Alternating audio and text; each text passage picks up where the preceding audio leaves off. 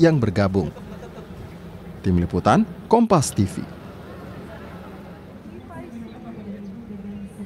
Bagaimana sesungguhnya kondisi serapan tenaga kerja di Indonesia saat ini dan apa yang harusnya dilakukan pemerintah membaca situasi sekarang? Kami akan bahas bersama Wakil Ketua Umum Kamar Dagang dan Industri Indonesia atau Kadin Sarman Simanjorang dan bergabung pula bersama kami ekonom dari Institute for Development of Economics and Finance atau INDEF, Muhammad Rizal Taufikur Rahman. Selamat malam semuanya dengan Tifal, apa kabar? Selamat malam, Mas Tifa. Alhamdulillah baik. Terima kasih semua sudah bergabung bersama kami. Kalau catatan BPS di Februari tahun ini 5 dari 100 orang angkatan kerja, Pak Sarman, statusnya menganggur. Serapan tenaga kerja dinilai lemah untuk saat ini. Hal apa sesungguhnya dihadapi oleh industri atau tantangan apa yang dihadapi industri sampai serapan kerjanya tidak semaksimal seperti yang diharapkan banyak orang? Ya, saya rasa memang kalau kita lihat bahwa salah satu faktornya adalah ya memang daya beli masyarakat kita yang saat ini sedang menurun. Ya, tentu kita lihat seperti tadi data yang disampaikan 3 besar penyumbang PHK itu adalah sektor perdagangan dan jasa-jasa lainnya. Ya kan, apabila memang penjualan juga stagnan, di satu sisi biaya operasinya tetap berjalan, ya mau tidak mau pengusaha kan juga akan melakukan rasionalisasi dalam hal ini. Salah satunya ya mau tidak mau adalah melakukan PHK. Ya, kemudian juga kita lihat faktor-faktor yang lain misalnya Mas Tifal adalah dari dulu adalah faktor maraknya masuknya barang-barang import yang ilegal. Nah, ini kan sangat menghantam berbagai produk-produk dalam negeri. Nah, ini juga menjadi salah satu faktor ya di mana kita lihat bahwasanya industri-industri kita terutama tekstil garment atau mungkin UKM-UKM kita yang selama ini juga bisa membuat batik, bisa membuat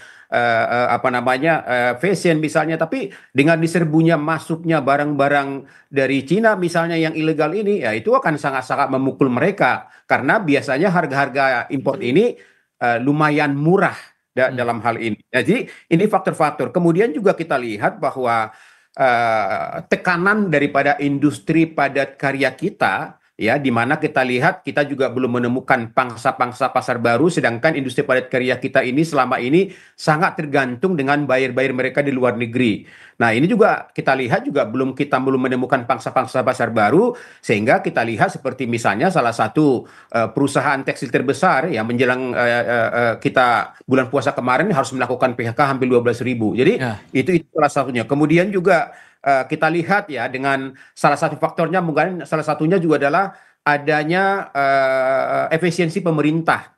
Ya, kita lihat pemotongan 50% biaya-biaya perjalanan dinas itu berpengaruh terhadap sektor transportasi, hotel dan restoran, dan memang kita lihat buktinya ada 2 hotel di Bogor itu yang tutup, ya karyawannya hampir 175 orang. Jadi efisiensi pemerintah ini juga punya dampak terhadap angka pengangguran, ya. Kemudian kita lihat misalnya ada beberapa banyak juga rekanan-rekanan daripada kementerian-kementerian yang selama ini UKM-UKM, ada di bidang jasa event organizer misalnya, ada di bidang travel misalnya. Mereka selama ini sudah menjadi rekanan resmi pemerintah di kementerian, tapi dengan pemotongan anggaran itu banyak yang putus kontrak, yang mungkin hanya 10 jadi 2 misalnya.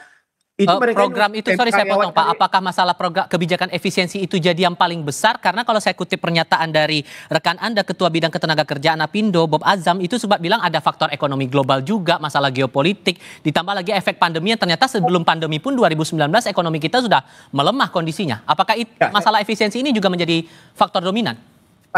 Bukan dominan, salah satu faktor. Oh, oke. Salah satu faktor. Karena biasanya ini UKM dan UKM ini kan nggak banyak karyawannya, paling mungkin 5-10 orang ya. Tapi kalau kontrak mereka juga cuma dapat 2 setahun, nggak mungkin juga mereka mempertahankan. Tapi kan mereka kan banyak gitu loh. Kalau di PHK 5 orang tapi dengan UKM yang banyak kan juga berdampak besar juga gitu loh. Jadi saya rasa memang ini juga faktor-faktor tertentu. Kemudian juga yang terakhir juga kita lihat adalah maraknya juga bisnis online, ini juga membuat salah satu faktor ya. Karena kita lihat banyak tenaga-tenaga penjualan SPG misalnya juga tidak rekrut lagi karena penjualan secara online. Jadi banyak faktor-faktor yang mempengaruhi yang harus kita jawab dengan kebijakan-kebijakan bagaimana supaya sektor usaha ini lebih produktif sehingga kita harapkan bisa melakukan minimalisir tingkat-tingkat pengangguran di masa yang akan datang. Gitu. Tapi kalau kita membaca aspek lainnya, Mas Taufik, kalau saya kutip dari Harian Kompas edisi kemarin dari Konferensi Serikat Buruh Muslimin Indonesia, menyebut salah satu faktor lain yang membuat angka pengangguran ini terbilang tinggi karena luaran atau output dari tenaga-tenaga SDM kita ya dari secara kualitasnya itu tidak sepenuhnya bisa diserap dengan kebutuhan pasar saat ini, kebutuhan tenaga kerja saat ini, kebutuhan lapangan kerja saat ini.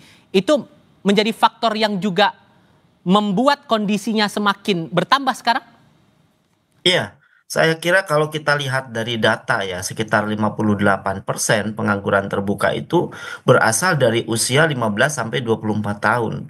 Ini mencerminkan apa? Problem struktural ya, mismatch antar sistem pendidikan dan pelatihan yang tidak tersambung dengan kebutuhan industri. Dan saya kira fenomena ini juga terjadi mulai tahun lalu ya, sudah diprediksi.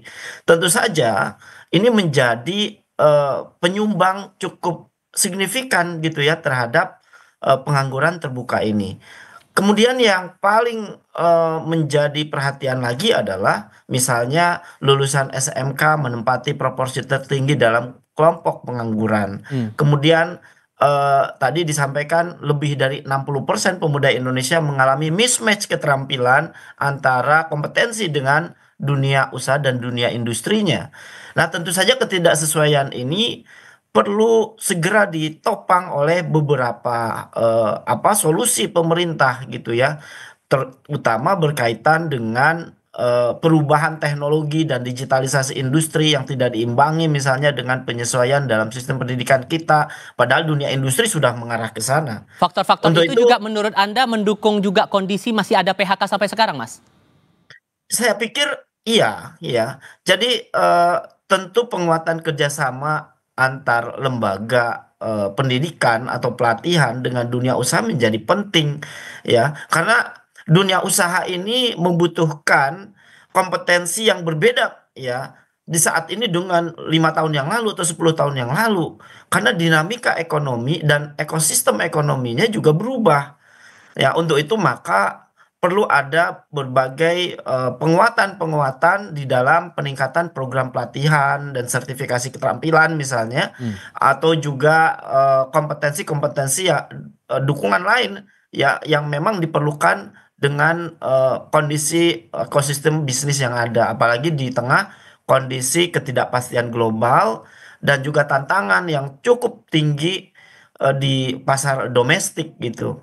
Aspek geopolitik, kemudian masih ada efek tarif dagang yang masih berkecamuk sampai sekarang, Pak Sarman. Ini dikhawatirkan akan berpengaruh ke lapangan kerja. Nasib para pekerja kita jumlahnya mungkin tidak akan sama seperti yang kita harapkan lah begitu. Nah, apa implikasi terburuk yang harus bisa dibaca pemerintah menurut Kadin, Pak, untuk bisa segera ditangani lah urusan ini?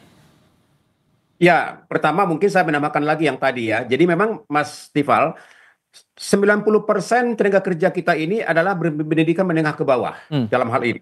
Maka ketika industri padat karya kita dalam kondisi tertekan seperti ini, maka yang sangat rawan itu adalah yang tadi itu, yang berpendidikan menengah ke bawah, yang skillnya perlu ditingkatkan, yang katakanlah keahliannya perlu ditingkatkan sehingga mereka